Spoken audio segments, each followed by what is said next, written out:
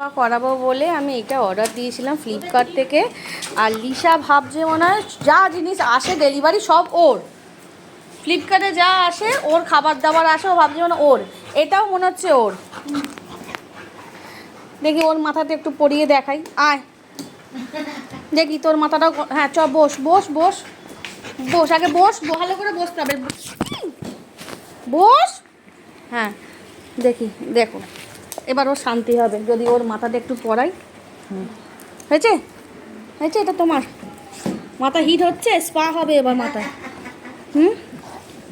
ঠিক আছে, ফ্লিপকার্ট থেকে কোনো জিনিস এলে মনে হয় ওর, আর কারোর হতে পারে না, সমানে ওটাকে নেওয়ার চেষ্টা করছে। ঠিক আছে, মাথা গরম হয়েছে,